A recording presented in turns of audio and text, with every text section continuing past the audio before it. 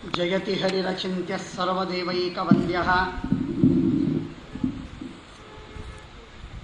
ಪರಮಗುರುರಭೀಷ್ಟಾವಾಪ್ತಿದಃ ಸಜ್ಜನಾನಾಂ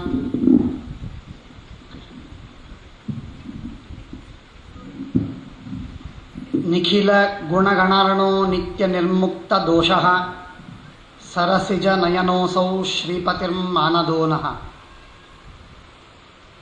ಧರ್ಮ ವಿಜ್ಞಾನ ವೈರಾಗ್ಯ ಪರಮೈಶ್ವರ್ಯಶಾಲಿನಃ ಆನಂದತೀರ್ಥ ಭಗವತ್ಪಾದಾನ್ ವಂದೇ ನಿರಂತರಂ.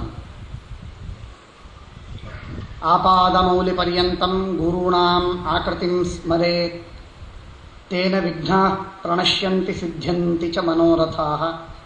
ಶ್ರೀ ಗುರುಭ್ಯೋ ನಮಃ.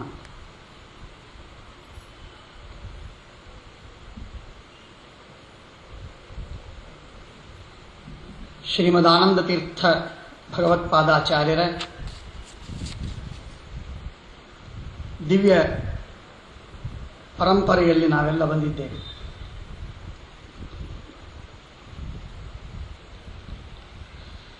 ಶ್ರೀಮದಾನಂದತೀರ್ಥ ಭಗವತ್ಪಾದಾಚಾರ್ಯರ ಪರಂಪರೆಯಲ್ಲಿ ವೇದ ಮಹಾಭಾರತಗಳನ್ನು ಎಷ್ಟು ಚಂದವಾಗಿ ಅರ್ಥ ಮಾಡಿಕೊಳ್ಳಬಹುದು ಅಷ್ಟು ಚಂದವಾಗಿ ಆ ಪರಂಪರೆಯನ್ನು ಬಿಟ್ಟರೆ ಅರ್ಥ ಮಾಡಿಕೊಳ್ಳುವುದು ಸಾಧ್ಯವಿಲ್ಲ. ಯಾಕೆಂದರೆ ವೇದ ತುಂಬ ನಿಗೂಢ, ಭಾರತ ತೆರೆದಂತೆ ತೋರಿದರೂ ನಿಗೂಢ. ವೇದ ಮೇಲ್ನೋಟಕ್ಕೂ ಆಳವಾಗಿ ಕಾಣುತ್ತೆ, ಭಾರತ ಮೇಲ್ನೋಟಕ್ಕೆ ಬಹಳ ತೆಳ್ಳನೆಯ ಒಂದು ಪರದೆ ಅಂತ ಕಂಡರೂ ಅದರಲ್ಲಿ ಆಳ ಬಹಳ ಇದೆ. ಮಹಾಭಾರತಕ್ಕೆ ಉಪಮೆ ಕೊಡಬೇಕು ಅಂತಂದರೆ ಮಹಾಭಾರತದಲ್ಲೇ ಬರುವಂತಹ ಮಯಸಭೆಯಲ್ಲಿಯ ಆ ನೀರು ಮಣಿಮಯವಾದ ನೆಲ ಯಾವುದನ್ನು ನೋಡಿ ದುರ್ಯೋಧನ ಬೆಚ್ಚಿ ಬಿದ್ದ, ಮೋಸ ಹೋದ, ಕೆಳಗೆ ಬಿದ್ದ, ಅವಮಾನವಾಯಿತು. ಹಾಗೆ ಮಹಾಭಾರತ ಹಾಗೆ ಇದೆ. ಮೇಲ್ನೋಡುವುದಕ್ಕೆ ಮಹಾಭಾರತ ತಿಳಿಯಿತು ಅಂತ ತೋರುತ್ತೆ, ಆದರೆ ಅದು ತಿಳಿದಿರೋದೇ ಇಲ್ಲ. ಮಣಿಮಯವಾದ ನೆಲ ಅಂತ ಅದು ನೆಲ ಅಂತ ತಿಳಿದು ನಾವು ಸಾಗ್ತಾ ಹೋಗ್ತೇವೆ. ಸಾಗುವಾಗ ಅದು ನೀರಿರುತ್ತೆ, ಕೆಳಗೆ ಬಿದ್ದು ಬಿಡುತ್ತೆ. ನೀರು ಅಂತ ಹೇಳಿ ಬಟ್ಟೆ ಮೇಲೆ ಮಾಡಿಕೊಂಡು ನಿಧಾನಕ್ಕೆ ಸಾಗಬೇಕು ಅಂತ ಹೊರಡ್ತದೆ, ಅದು ಗಟ್ಟಿಯಾದ ನೆಲವಿರುತ್ತೆ. ಬಾಗಿಲು ಅಂತ ತೋರ್ತದೆ, ಹೋಗಬೇಕು ಅಂತ ಪ್ರವೇಶ ಮಾಡ್ತೇವೆ, ತಲೆಗಟ್ಟಿಸ್ಕೊಳ್ತೇವೆ. ಇಲ್ಲಿ ಬಾಗಿಲಿಲ್ಲ, ಇದು ಗೋಡೆ ಅಂತ ತಿಳಿದುಕೊಂಡು ನಾವು ಹೋಗ್ತಾ ಇರ್ತೇವೆ, ಬಾಗಿಲು ಸಿಗುವುದೇ ಇಲ್ಲ. ಹೀಗೆ ಮಯಸಭೆ ಹೇಗೆ ನಮ್ಮನ್ನು ಮೋಸ ಮಾಡುತ್ತೆ, ಆ ರೀತಿಯಾಗಿ ಮಹಾಭಾರತ ನಮ್ಮನ್ನು ಮೋಸ ಮಾಡುವ ಉದ್ದೇಶದಿಂದ ರಚನೆ ಆಗಿಲ್ಲ. ಕೇವಲಂ ತತ್ವ ನಿರ್ಣಯಂ, ತತ್ವದ ನಿರ್ಣಯವನ್ನು ತಿಳಿಸುವುದಕ್ಕಾಗಿ ಮಾತ್ರ ಹೊರಟದ್ದು. ಆದರೆ ಅಲ್ಲಿ ಬಳಸಿದ ಮಣಿಗಳೇ ಅಂಥ ಅದ್ಭುತವಲ್ಲ. ಆ ಮಣಿಗಳ ಕಣ್ಣು ಕುಕ್ಕಿ ನಮಗೆ ದಿಕ್ಕು ತೋಚದಂತಾಗ್ತದೆ, ಕಂಗಾಲಾಗ್ತಾನೆ ಮನುಷ್ಯ. ಇಂಥ ವಿಚಿತ್ರವಾಗಿರುವ ಸ್ವಭಾವದ ರಚನೆ ಶ್ರೀಮನ್ ಮಹಾಭಾರತ. ಮಹಾಭಾರತದ ಬಗ್ಗೆ ಎಷ್ಟು ಹೇಳಿದರೂ ಕಮ್ಮಿ. ಅದೊಂದು ವಿಶ್ವಕೋಶ, ಅದೊಂದು ಜಗತ್ತು. ಜಗತ್ತು ಎನ್ನುವುದು ಪ್ರಯೋಗಶಾಲೆ, ಮಹಾಭಾರತ ಎನ್ನುವುದು ಅದರ ತತ್ವ ಸಂಹಿತೆ. ಕಾನ್ಸ್ಟಿಟ್ಯೂಷನ್ ಅಂತಂದರೆ ಮಹಾಭಾರತ, ಅದರ ಪ್ರಯೋಗಶಾಲೆ ಅಂತಂದರೆ ಜಗತ್ತು, ಜೀವನ.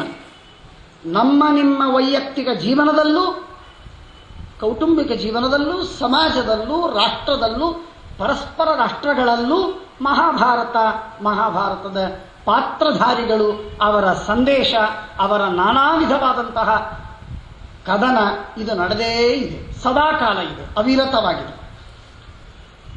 ಹಾಗಾಗಿ ಮಹಾಭಾರತ ಅದೊಂದು ಅದ್ಭುತವಾಗಿರುವಂತಹ ವಾಂಗ್ಮಯವಾದರೆ ವೇದ ಅತ್ಯಂತ ನಿಗೂಢವಾದಂಥ. ನಿನ್ನವ್ಯಸೀಷು ಅವರಾಸು ಧಾವತೆ. ಶ್ರೀಮದಾನಂದತೀರ್ಥ ಭಗವತ್ಪಾದಾಚಾರ್ಯರ ಬಗ್ಗೆ ಒಂದು ಮಾತು ವೇದ ಹೇಳುತ್ತೆ. ವೇದ ಏನು ಹೇಳ್ತದೆ ಅಂತಂದ್ರೆ, ವೇದವನ್ನು ಅರ್ಥ ಮಾಡಿಕೊಳ್ಳುವಾಗ ಅಲ್ಲ, ಅರ್ಥ ಮಾಡಿಕೊಡುವಾಗ ಆಚಾರ್ಯರು ನಿಧಾನವಾಗಿ ಅರ್ಥ ಮಾಡಿಕೊಡ್ತಾರೆ. ಇದನ್ನು ನೋಡಿ, ಇದಕ್ಕೆ ಅರ್ಥ ಹೀಗೆ ಅಂತ ತಿಳಿಸ್ತಾರೆ. ಮಹಾಭಾರತದ ಅರ್ಥವನ್ನು ತಿಳಿಸುವಾಗ ಅದರ ಶೈಲಿಯೇ ಧಾಟಿಯೇ ಬೇರೆ. ಹಾಗಾಗಿ ವೇದ ಒಂದು ದೃಷ್ಟಿಯಿಂದ ಕಠಿಣ, ಮಹಾಭಾರತ ಮತ್ತೊಂದು ದೃಷ್ಟಿಯಿಂದ ಕಠಿಣ. ವೇದದ ಅರ್ಥವನ್ನು ತಿಳಿದುಕೊಳ್ಳುವುದಕ್ಕೂ ಇವತ್ತು ಎದೆತಟ್ಟಿ ಹೇಳಿಕೊಳ್ಳುವ ವ್ಯಕ್ತಿ ಯಾರೂ ಇಲ್ಲ. ಯಾರಾದರೂ ಎದೆತಟ್ಟಿ ಹೇಳಿದರೆ ಅವರೊಬ್ಬ ಮೂರ್ಖ ಅಂತ ಹೇಳಬೇಕು. ಇದು ಆಚಾರ್ಯರ ದೃಷ್ಟಿಯಲ್ಲಿ. ಶ್ರೀಮದಾಚಾರ್ಯರ ದೃಷ್ಟಿಯಲ್ಲಿ ವೇದವನ್ನು ಚೆನ್ನಾಗಿ ಅರ್ಥ ಮಾಡಿಕೊಂಡ ವ್ಯಕ್ತಿ ಇವತ್ತೂ ಇಲ್ಲ. ಋಷಿಗಳು ದೇವತೆಗಳಿಗೆ ಮಾತ್ರ ಅದು ಸೀಮಿತ. ನಮ್ಮ ಪಾಲಿಗೆ ಅಲ್ಲಲ್ಲಿ ಸ್ವಲ್ಪ ಸಮೃದ್ಧವಾಗಿ ಸ್ಥೂಲವಾಗಿ ತಿಳಿಬಹುದು. ಹೀಗೆ ವೇದದ ಬಗ್ಗೆ ಆಚಾರ್ಯರು ಹೇಳ್ತಾರೆ. ಮಹಾಭಾರತ ಅದೊಂದು ವಿಚಿತ್ರವಾಗಿರುವಂತಹ ವಾಂಗ್ಮಯ, ಅದನ್ನು ಅರ್ಥ ಮಾಡಿಕೊಳ್ಳುವುದು ಕಷ್ಟ. ಹಾಗಾಗಿ ಈ ವೇದ ಮತ್ತು ಮಹಾಭಾರತಗಳೆರಡಕ್ಕೂ ಆಚಾರ್ಯರು ಕರಾರುವಾಕ್ಕಾಗಿ ಅರ್ಥವನ್ನು ಬರೆದಿದ್ದಾರೆ. ಶ್ರೀಮದಾಚಾರ್ಯರ ಬರದಂತೆ ನಾವು ಅರ್ಥ ಮಾಡಿಕೊಳ್ಳುವುದು ಸಾಧ್ಯ, ಸ್ಥೂಲವಾಗಿ ತಿಳಿದುಕೊಳ್ಳುವುದು ಸಾಧ್ಯ. ಪದಗಳಿಗೆ ಅರ್ಥ ಮಾಡುವ ಕ್ರಮವನ್ನು ತೋರಿಸಿಕೊಟ್ಟಿದ್ದಾರೆ ವೇದಗಳಲ್ಲಿ. ಒಟ್ಟಾರೆ ಮಹಾಭಾರತದ ತಾತ್ಪರ್ಯವನ್ನು ನಮಗೆ ಚೆನ್ನಾಗಿ ನಿರ್ಣಯಿಸಿಕೊಟ್ಟಿದ್ದಾರೆ ಮಹಾಭಾರತದಲ್ಲಿ. ಇದು ಎರಡು ಕ್ರಮವನ್ನು ಆಚಾರ್ಯರು ಅವಲಂಬಿಸಿದ್ದುಂಟು. ಇಂಥ ಆಚಾರ್ಯರ ನನಗೆ ಕೊಟ್ಟ ವಿಷಯ ಮಹಾಭಾರತದಲ್ಲಿ ವೇದಗಳ ಸಂದೇಶ. ಆದರೆ ನಾನು ಸ್ವಾಮಿಗಳಲ್ಲಿ ವಿಜ್ಞಾಪನೆ ಮಾಡಿಕೊಂಡದ್ದು ಶ್ರೀಮದ್ ಆನಂದ ತೀರ್ಥ ಭಗವತ್ಪಾದಾಚಾರ್ಯರ ಮಹಿಮೆ, ವಾಯುದೇವರ ಮಹಿಮೆ, ಮಧ್ವಾಚಾರ್ಯರ ಮಹಿಮೆ. ಶ್ರೀಮದಾಚಾರ್ಯರ ಪರಂಪರೆಯಲ್ಲಿ ಬಂದಿದ್ದೇವೆ. ಶ್ರೀಮದಾಚಾರ್ಯರು ಏನು, ಅವರು ಎಂಥ ವ್ಯಕ್ತಿ, ಅವರು ಎಂಥ ಅಸಾಧಾರಣ ವ್ಯಕ್ತಿ. ನಿಜವಾಗಿ ನಮ್ಮ ಹೆಮ್ಮೆಗೆ ಇತಿಮಿತಿಗಳಿಲ್ಲ. ನಾನು ಹೇಳ್ತಿರ್ತೇನೆ ಯಾವಾಗಲೂ, ಯಾವ ಧರ್ಮದ ನಿಂದೆಯಲ್ಲ, ಸರ್ವಥಾ ನಿಂದೆಯಲ್ಲ. ಆದರೆ ಎಲ್ಲ ಧರ್ಮಗಳಲ್ಲೂ ಕೂಡ ದೇವರು ಅವತಾರ ಮಾಡಿ ಬಂದು ತತ್ವವನ್ನು ಹೇಳಿದ್ದಿಲ್ಲ. ಆದರೆ ಹಿಂದೂ ಧರ್ಮದಲ್ಲಿ ಮಾತ್ರ ಕೃಷ್ಣನೇ ಬಂದು ಅವತಾರ ಮಾಡಿ ಗೀತೆಯನ್ನು ಉಪದೇಶಿಸಿದ್ದು, ದೇವರೇ ಬಂದು ವೇದವ್ಯಾಸನಾಗಿ ಮಹಾಭಾರತ ಬರೆದದ್ದು. ಹಾಗಾಗಿ ದೇವರೇ ಭೂಮಿಯಲ್ಲಿ ಅವತಾರ ಮಾಡಿ ಬಂದು ತತ್ವವನ್ನು ಉಪದೇಶ ಮಾಡಿದ್ದು ಕೇವಲ ಹಿಂದೂ ಧರ್ಮದಲ್ಲಿ. ಭಾರತೀಯ ಧರ್ಮಕ್ಕೆ ಮಾತ್ರ ಈ ವಿಧವಾದಂತಹ ಹೆಚ್ಚಳಿಕೆ ಇದೆ, ಹೆಗ್ಗಳಿಕೆ ಇದೆ, ದೊಡ್ಡ ಮಹಾತ್ಮ್ಯವಿದೆ. ನೇರವಾಗಿ ದೇವರ ಮಗನಾದ ವಾಯುದೇವ ಭೂಮಿಯಲ್ಲಿ ಅವತಾರ ಮಾಡಿ ಬಂದು 800 ವರ್ಷಗಳ, ಕೇವಲ 800 ವರ್ಷಗಳ ಹಿಂದೆ ನಮಗೆ ವಿಸ್ತಾರವಾದ ವಾಂಗ್ಮಯವನ್ನು ರಚನೆ ಮಾಡಿಕೊಟ್ಟರು ಶ್ರೀಮದ್ ಆನಂದ ತೀರ್ಥ ಭಗವತ್ಪಾದಾಚಾರ್ಯರು. ಆ ಆಚಾರ್ಯರು, ನಾವು ಯಾವ ಆಚಾರ್ಯರ ಗ್ರಂಥಗಳನ್ನು ಓದ್ತೇವೆ, ಯಾವ ಆಚಾರ್ಯರ ಸಿದ್ಧಾಂತವನ್ನು ತಿಳಿತೇವೆ, ಯಾವ ಆಚಾರ್ಯರ ಪರಂಪರೆಯಲ್ಲಿ ಮತದಲ್ಲಿ ಬಂದಿದ್ದೇವೆ, ಅವರನ್ನು ನಂಬಬೇಕು. ಆ ಆಚಾರ್ಯರ ಬೆಲೆ ಕಟ್ಟುವುದಕ್ಕೆ ನಮಗೆ ನಿಮಗೆ ಆಗುವುದಿಲ್ಲ. ಆದರೆ ಅವರ ಬೆಲೆಯನ್ನು ಸೂಚನೆ ಮಾಡಿದ ಮಹಾನುಭಾವರು ನಮ್ಮ ರಾಘವೇಂದ್ರ ಸ್ವಾಮಿಗಳವರು. ಆ ರಾಘವೇಂದ್ರ ಸ್ವಾಮಿಗಳವರ ನಾಳೆ ಬಂತು, ಇನ್ನು 15 ದಿನಗಳೂ ಇಲ್ಲ ರಾಘವೇಂದ್ರ ಸ್ವಾಮಿಗಳವರ ಆರಾಧನೆ. ರಾಘವೇಂದ್ರ ಸ್ವಾಮಿಗಳವರ ಆರಾಧನೆ ನಿತ್ಯದಲ್ಲಿ ಆಗಬೇಕು. ಯಾಕೆಂದ್ರೆ ಆ ರಾಘವೇಂದ್ರರೇ ವಾಯುದೇವರ ಮಧ್ವಾಚಾರ್ಯರ ಮಹಿಮೆಯನ್ನ ನಮಗೆ ಸಣ್ಣ ಮಾತಿನಲ್ಲಿ ತೋರಿಸಿಕೊಟ್ಟಿದ್ದಾರೆ. ಬಹಳ ಅದ್ಭುತವಾಗಿರುವಂತಹದ್ದು.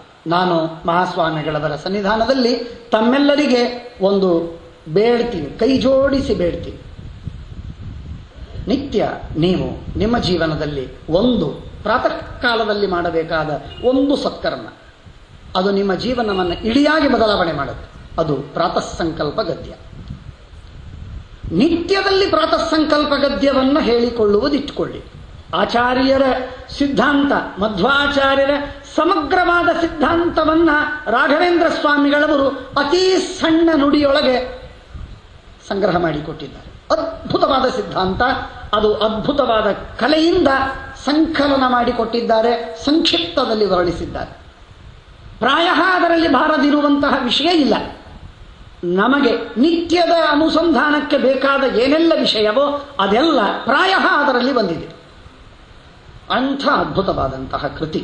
ರಾಘವೇಂದ್ರ ಸ್ವಾಮಿಗಳವರು ಸಂಗ್ರಹದಲ್ಲಿ ಮಹಾಕುಶಲರು, ಮಹಾಜ್ಞಾನಿಗಳು, ಪರಮ ಸಮರ್ಥರು ಎಂಬುದಾಗಿ ಕೇಳ್ತೇವೆ. ಗೀತಾಭಾಷ್ಯ, ಗೀತಾ ತಾತ್ಪರ್ಯ, ಪ್ರಮೇಯ ದೀಪಿಕಾ, ನ್ಯಾಯ ದೀಪಿಕಾ ಗ್ರಂಥಗಳಲ್ಲಿ ಹೇಳಿದ ವಿಸ್ತಾರವಾದ ವಿಷಯವನ್ನ ಅತಿ ಸಂಕ್ಷೇಪವಾಗಿ ವಿವರಣೆ ಮಾಡ್ತಾರೆ ಗೀತಾ ವಿವೃತ್ತಿಗಳಲ್ಲಿ. ಹಾಗೆ ಉಪನಿಷತ್ತಿನ ಭಾಷ್ಯಗಳಲ್ಲಿ ಬರೆದದ್ದನ್ನ ಸಂಕ್ಷೇಪವಾಗಿ ಹೇಳ್ತಾರೆ. ಹಾಗೆ ಇಡೀ ತಮ್ಮ ಶ್ರೀಮದ್ ಆಚಾರ್ಯರ ಸಿದ್ಧಾಂತದಲ್ಲಿ ರಾಘವೇಂದ್ರ ಸ್ವಾಮಿಗಳು ಯಾವುದು ಮಹತ್ವದ್ದು ಅಂತ ತಾವು ಜೀವನದಲ್ಲಿ ಕಂಡ್ರೋ, ಯಾವುದನ್ನು ಮೆಲುಕು ಹಾಕಿದ್ರೋ, ಯಾವುದನ್ನ ಜೀರ್ಣಿಸಿಕೊಂಡ್ರೋ ಅದರಲ್ಲಿಯ 1000 ಅಂಶದಲ್ಲಿಯ ಒಂದು ಅಂಶವನ್ನು ನಮಗೆ ತೋರಿಸಿಕೊಟ್ಟಿದ್ದಾರೆ. ಅದು ಪ್ರಾತಃ ಸಂಕಲ್ಪ ಗದ್ಯ. ಪ್ರಾತಃ ಸಂಕಲ್ಪ ಗದ್ಯ ಪ್ರಾಯ ಅತ್ಯಂತ ಪರಿಪೂರ್ಣವಾದ ಗ್ರಂಥ, ಸುಂದರತಮವಾದ ಗ್ರಂಥ. ಅದನ್ನು ಓದುವಾಗಲೇ ಅದ್ಭುತವಾದ ಭಾವನೆಗಳು ಬರುತ್ತೆ. ವಾಯುದೇವರ ಬಗ್ಗೆ ಹೇಳಿದ ಮಹಿಮೆಗಳು ಅಸಾಧಾರಣವಾದಂತಹ ಮಹಿಮೆಗಳು. ಹಾಗಾಗಿ ಪ್ರಾತಃ ಸಂಕಲ್ಪ ಗದ್ಯ ಒಬ್ಬ ಒಬ್ಬ ವಿಚಾರವಂತ ಹೇಳ್ತಾನೆ, ಬೆಳಗ್ಗೆದ್ದ ತಕ್ಷಣಕ್ಕೆ ಒಂದು ಬೋಲ್ಟ್ ತೆಗಿಬೇಕು, ಬಾಗಿಲು ತೆಗಿತೇವೆ ನಾವು. ಹಾಗೆ ಬೋಲ್ಟ್ ತೆಗೆದಂತೆ, ಬಾಗಿಲ ಕೊಂಡಿಯನ್ನು ತೆಗೆದಂತೆ ಪ್ರಾತಃ ಸಂಕಲ್ಪ ಗದ್ಯದಿಂದ ಪ್ರಾರಂಭವಾಗಬೇಕು. ರಾತ್ರಿ ಮಲಗುವಾಗ ಸರ್ವ ಸಮರ್ಪಣ ಗದ್ಯದಿಂದ ನಮ್ಮ ಜೀವನ ಮುಗಿಬೇಕು. ಇದೆರಡು ನಮ್ಮ ಜೀವನದಲ್ಲಿ ಅತ್ಯಂತ ಅವಶ್ಯವಾಗಿರುವಂತಹ ಅತ್ಯುತ್ತಮವಾದಂತಹ ಸಾಧನೆ. ಭಾರಿ ಅದ್ಭುತ. ನನ್ನ ಜೀವನದಲ್ಲಂತೂ, ನನ್ನ ವೈಯಕ್ತಿಕವಾಗಿ ಜೀವನದಲ್ಲಂತೂ ನಮ್ಮ ಪರಮ ಪೂಜ್ಯ ಆಚಾರ್ಯರು, ತೀರ್ಥರೂಪರು ಅದನ್ನು ನಿತ್ಯದಲ್ಲಿ ತಮ್ಮ ಜೀವನದಲ್ಲಿ ಸಂಧ್ಯಾವಂದನದ ಜೊತೆಗೆ ಅದನ್ನು ಎಂದೂ ಬಿಡಲಿಲ್ಲ. ಬೆಳಗಿನ ಜಾವ ಪ್ರಾತಃ ಸಂಕಲ್ಪ ಗದ್ಯ ಮೊದಲು ಅಂದೇ ಆಗಬೇಕು. ಅದು ಎಲ್ಲ ಸಿದ್ಧಾಂತವನ್ನು ಹೇಳ್ತದೆ. ವಾಯುದೇವರ ಮಹಿಮೆ, ಭಗವಂತನ ಮಹಿಮೆ, ನಮ್ಮ ಸಣ್ಣತನ, ಸಮರ್ಪಣೆ, ಭಗವಂತನ ಕರ್ಮ, ಪರಮಾತ್ಮನ ಸ್ವಾತಂತ್ರ್ಯದ ಅನುಸಂಧಾನ, ಸಮಗ್ರ ಸರ್ವಮೂಲಗಳ ಅನುಸಂಧಾನ.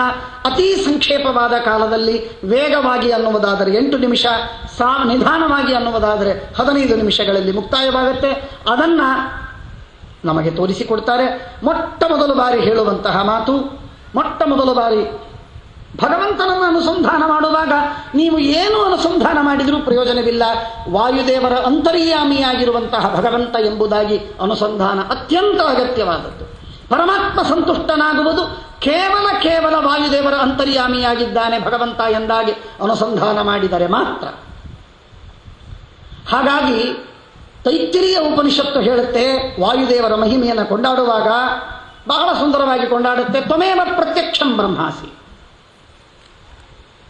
ನಮಸ್ತೆ ವಾಯೋ ತ್ವಮೇವ ಪ್ರತ್ಯಕ್ಷಂ ಬ್ರಹ್ಮಾಸಿ. ವಾಯುದೇವರೇ ನಿಮಗೆ ನಮಸ್ಕಾರ. ವಾಯು ಅಂದರೆ ಏನು? ಆಯುಷ್ಯವನ್ನು ಕೊಡುವವರು, ಜ್ಞಾನವನ್ನು ಕೊಡುವವರು, ಬಲವನ್ನು ಕೊಡುವವರು, ಜ್ಞಾನವನ್ನು ಕೊಡುವವರು. ಬಲಜ್ಞಾನ ಸ್ವರೂಪರಾದ ಆಯುರ್ವಿಜ್ಞಾನ ಸ್ವರೂಪರಾಗಿರುವಂತಹ ವಾಯುದೇವರೇ, ನೀವು ಭಗವಂತನ ಪ್ರತೀಕ, ಭಗವಂತನ ಪ್ರತಿಮೆ, ಪರಮಾತ್ಮನ ಅಧಿಷ್ಠಾನ. ನಾವು ಇಲೆಕ್ಟ್ರಿಸಿಟಿಯನ್ನು ನೋಡುವುದಿಲ್ಲ, ಆದರೆ ಅದರ ವಾಹಕವಾದಂತಹ ತಂತಿಗಳ ಮುಖಾಂತರ ಅದರ ಗುರುತಿಸಲಿಕ್ಕೆ ಸಾಧ್ಯ. ಯಾರಾದರೂ ಕಂಡಿದ್ದಾರಾ ಇಲೆಕ್ಟ್ರಿಸಿಟಿಯನ್ನ? ಕಂಡಿಲ್ಲ. ಆದರೆ ಅದರ ತಂತಿಯನ್ನು ಸ್ಪರ್ಶ ಮಾಡಿದರೆ ಅನುಭವ ಬರುತ್ತಲ್ಲ. ಹಾಗೆ ವಾಯುದೇವರಲ್ಲಿ ಪರಿಪೂರ್ಣವಾದ, ಜಗತ್ತಿನಲ್ಲೆಲ್ಲ ಕಡೆಗೆ ವಾಯುದೇವರು ಭಗವಂತ ವ್ಯಾಪ್ತನಾಗಿರಬಹುದು, ಆದರೆ ವಾಯುದೇವರ ಮುಖಾಂತರವೇ ಜಗತ್ತಿನ ಎಲ್ಲ ವ್ಯಾಪಾರವನ್ನು ನಡೆಸ್ತಾನೆ ಪರಮಾತ್ಮ. ದೇವರನ್ನು, ವಾಯುದೇವರನ್ನು ಬಿಟ್ಟು ಅವರನ್ನು ದೂರ ಮಾಡಿ ಪರಮಾತ್ಮ ತನ್ನ ಮನಸ್ಸಿಗೆ ಬಂದಂತೆ ತಾನು ಮಾಡಲು ಸಮರ್ಥನಾಗಿದ್ದರೂ ಭಗವಂತ ಮಾಡುವುದಿಲ್ಲ. ಪರಮಾತ್ಮ ಕೇವಲ ವಾಯುದೇವರ ಮುಖಾಂತರ ಮಾಡ್ತಾರೆ. ಅದಕ್ಕಾಗಿ ರಾಘವೇಂದ್ರ ಸ್ವಾಮಿಗಳವರು ಹೇಳುವುದು, ಶ್ರೀಮದ್ ಆನಂದ ತೀರ್ಥ ಭಗವತ್ಪಾದಾನಾಂ ಅಂತರ್ಯಾಮಿ ಅನಿರುದ್ಧ ಪ್ರದ್ಯುಮ್ನ ಸಂಕರ್ಷಣ ವಾಯುಸೈವಂ ಚತುರ್ಮೂರ್ತಿ.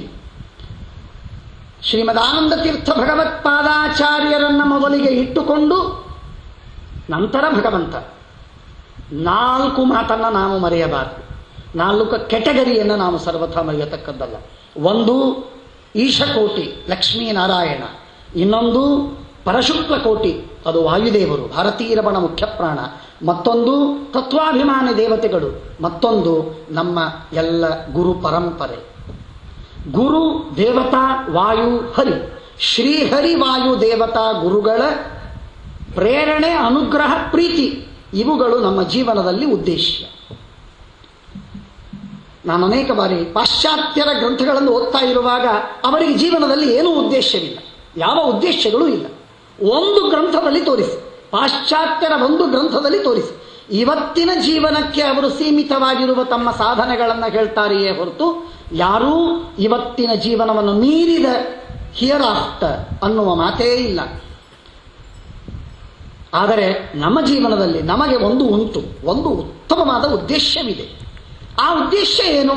ಆ ಉದ್ದೇಶ ಏನು? ಆನಂದ ತೀರ್ಥನೇ ನಮಗೆ ತೋರಿಸಿಕೊಟ್ರು. ಭಾಗವತದಲ್ಲಿ ಹೇಳಿದ ಮಾತು, ತೃಣೀಮಹೇತ್ತೇ ಪರಿತೋಷಣಾಯ. ಭಗವನ್, ನಿನ್ನ ಸಂತೋಷಕ್ಕಾಗಿ ನಾವು ಎಲ್ಲ ಕೆಲಸವನ್ನು ಮಾಡ್ತೇವೆ. ಪರಮಾತ್ಮನ ಪ್ರೀತಿ ನಮಗೆ ಮುಖ್ಯ ಉದ್ದೇಶ. ಜೀವನವನ್ನು ತೇಯುವುದೇ ಅದಕ್ಕಾಗಿ, ಜೀವನವನ್ನು ತೆತ್ತು ಅದನ್ನು ರಸ ಹಿಂಡುವುದೇ ಭಗವಂತನ ಪ್ರೀತಿಗಾಗಿ. ಇನ್ನು ಭಗವಂತನ ಪ್ರೀತಿ ಬಿಟ್ಟು ಮತ್ತೊಂದು ಉದ್ದೇಶವಿಲ್ಲ. ಪ್ರೀಣಯಾಮೋ ವಾಸುದೇವಂ ದೇವತಾಮಂಡಲ ಖಂಡಮಂಡನಂ. ಆ ಭಗವಂತನ ಸಂತೋಷಗೊಳಿಸುವುದು ಅದು ಮುಖ್ಯವಾದ ಉದ್ದೇಶ. ಹಾಗಾಗಿ ಆ ಭಗವಂತ ಅದು ವಾಯುದೇವರ ಮುಖಾಂತರ ಸಂತುಷ್ಟನಾಗಬೇಕು, ವಾಯುದೇವರ ಅಂತರ್ಯಾಮಿಯಾದ ಪರಮಾತ್ಮ ಸಂತುಷ್ಟನಾಗಬೇಕು. ಅದಕ್ಕಾಗಿ ವಾಯುದೇವರ ಮಹಿಮೆಯನ್ನು ಕೊಂಡಾಡುವಾಗ ದೇವರ ಮಹಿಮೆಯನ್ನು ಕೊಂಡಾಡಬೇಕು, ದೇವರನ್ನ ವರ್ಣನೆ ಮಾಡುವಾಗ ವಾಯುದೇವರ ಮಹಿಮೆಯನ್ನು ಕೊಂಡಾಡಬೇಕು. ವ್ಯಾದದಾತ್ತೇವ ಅಂತತಃ, ಛಾಂದೋಗ್ಯೋಪನಿಷತ್ತು ಹೇಳುತ್ತೆ, ವ್ಯಾದದಾತ್ತೇವ ಅಂತತಃ. ವಾಯುದೇವರ ಮಹಿಮೆಯನ್ನು ತಿಳಿದುಕೊಳ್ಳುವಂತಹ ಯಾವ ವ್ಯಕ್ತಿಯೋ ಅವನು ಸರ್ವೋತ್ತಮನಾದ ವಿಶಿಷ್ಟನಾದ ವಿಷ್ಣುವಿನ ಭಗವಂತನ ಮಹಿಮೆಯನ್ನ ಅವನು ಅಂತತಃ ತಿಳಿದುಕೊಂಡೇ ಆಗಬೇಕು. ಹಾಗಾಗಿ ವಾಯುದೇವರ ಭಗವಂತನ ಇದೊಂದು ಜಂಟಿ. ಅದಕ್ಕಾಗಿ ನಮ್ಮಲ್ಲಿ ಸಣ್ಣ ಮಕ್ಕಳಿಗೂ ಅಥವಾ ಅತ್ಯಂತ ದೊಡ್ಡ ಮಾಸಿನಲ್ಲೂ ಹೇಳುವಂತಹ ಮಾತು ಏನು? ಹರಿಸ್ಸರ್ವೋತ್ತಮ ವಾಯುರ್ಜೀವೋತ್ತಮ, ವಿಷ್ಣು ಸರ್ವೋತ್ತಮ ವಾಯುರ್ಜೀವೋತ್ತಮ. ಈ ಎರಡು ಸಿದ್ಧಾಂತವನ್ನು ಬಿಟ್ಟರೆ ನಮಗೆ ಬದುಕಿಲ್ಲ, ನಮ್ಮ ಸಿದ್ಧಾಂತಕ್ಕೆ ಉಳಿತಾಯ ಇಲ್ಲ. ಸಿದ್ಧಾಂತ ನಿಂತದ್ದೇ ಎರಡು ಸಿದ್ಧಾಂತಗಳ ಮೇಲೆ. ಎರಡು ಪ್ರಧಾನವಾದ ಮಾತು, ಒಂದು ಹರಿಸ್ಸರ್ವೋತ್ತಮ, ಇನ್ನೊಂದು ವಾಯುರ್ಜೀವೋತ್ತಮ. ಆ ಎರಡು ಸಿದ್ಧಾಂತಗಳನ್ನು ರಾಘವೇಂದ್ರ ಸ್ವಾಮಿಗಳವರು ವಾಯುದೇವರ ಮಹಿಮೆಯ ಕೊಂಡಾಡ್ತಾ, ವಾಯುದೇವರ ಮಹಿಮೆಯನ್ನು ವರ್ಣನೆ ಮಾಡ್ತಾ ಪ್ರಾತಃ ಸಂಕಲ್ಪ ಗದ್ದದಲ್ಲಿ ಅತ್ಯಂತ ಪುಟ್ಟ ಕೃತಿ, ನನ್ನ ಆಗ್ರಹದ ವಿಜ್ಞಾಪನೆ, ಅತ್ಯಂತ ಆಗ್ರಹದ ವಿಜ್ಞಾಪನೆ, ತಾವೆಲ್ಲ ನಾಳಿನಿಂದ ಪ್ರಾತಃ ಸಂಕಲ್ಪ ಗದ್ಯವನ್ನು ಅನ್ನುವುದನ್ನು ಪ್ರಾರಂಭ ಮಾಡಿ. ಪುಸ್ತಕ ಉಪಲಬ್ಧವಾಗತ್ತೆ, ಅದನ್ನು ಹಂಚಬಹುದು, ಕೊಡಬಹುದು. ಆದರೆ ಅಂಥ ಗ್ರಂಥ ಸಿಗುವುದಿಲ್ಲ. ನಿಮ್ಮ ಪಕ್ಕದಲ್ಲಿ 1 ಗಂಟೆಯ ದೂರಿನಲ್ಲಿ ರಾಘವೇಂದ್ರ ಸ್ವಾಮಿಗಳು ವಿರಾಜಮಾನರಾಗಿದ್ದಾರೆ. ಮಹಾನುಭಾವರು. ಅವರ ಛತ್ರ ಛಾಯೆಯಲ್ಲಿ, ಅವರ ಪಾದಛಾಯೆಯಲ್ಲಿ ತಾವಿದ್ದೀರಿ. ಹಾಗಾಗಿ ಅವರ ಆ ಅನುಗ್ರಹದ ಕೃತಜ್ಞತಾ ರೂಪವಾಗಿಯಾದರೂ ಪ್ರಾತಃ ಸಂಕಲ್ಪ ಗದ್ಯವನ್ನು ರಾಯಚೂರಿನ ಜನ, ರಾಯಚೂರಿನಲ್ಲಿ ಸೇರಿದ ಸಕಲ ಭಕ್ತರು ಇದನ್ನು ಅವಶ್ಯವಾಗಿ ಅನ್ನಬೇಕು. ವಾಯುದೇವರ ಮಹಿಮೆಯನ್ನು ತಿಳಿಬೇಕು. ಇವತ್ತು ನಾನು ಕೇವಲ ಪ್ರಾರಂಭ ಮಾಡಿದ್ದೀನಿ. ಸ್ವಾಮಿಗಳ ಸಮಯವನ್ನು ಕದ್ದು ಅದರಲ್ಲಿ ನಾನು ಎನ್ಕ್ರೋಚ್ ಮಾಡಿ ನಾನು 10 ನಿಮಿಷ ಹೆಚ್ಚಿಗೆ ತೆಗೆದುಕೊಂಡಿದ್ದೇನೆ. ಕ್ಷಮಿಸಬೇಕು ಅಂತ ಮಹಾಸ್ವಾಮಿಗಳವರಲ್ಲಿ ಪ್ರಾರ್ಥನೆಯನ್ನು ಮಾಡ್ತಾ, ನಾಳೆ ನಾಡದ್ದು ಒಂದು 2-3 ದಿನ ನನಗೆ ತಿಳಿದ ವಾಯುದೇವರ ಮಹಿಮೆ ಅಗಾಧ ಸಾಗರದಂತೆ ಇದೆ, ಅಗಾಧ ಸಾಗರದಂತೆ ಇದೆ. ಅದರಲ್ಲಿಯ ಕೆಲವು ಮಾತುಗಳನ್ನು ಮಾತ್ರ ತಿಳಿದುಕೊಳ್ಳುವ ಪ್ರಯತ್ನವನ್ನು ಮಾಡಬೇಕು ಅಂತ ಹೇಳ್ತಾ, ಮಹಾಸ್ವಾಮಿಗಳು ಕರುಣಿಸಬೇಕು, ಕ್ಷಮಿಸಬೇಕು ಅಂತ ಮತ್ತೊಮ್ಮೆ ಅವರಲ್ಲಿ ವಿಜ್ಞಾಪನೆ ಮಾಡಿ ಸಾಷ್ಟಾಂಗ ಪ್ರಣಾಮ ಪುರಸ್ಸರ ಪ್ರಾರ್ಥನೆ ಮಾಡ್ತೀನಿ.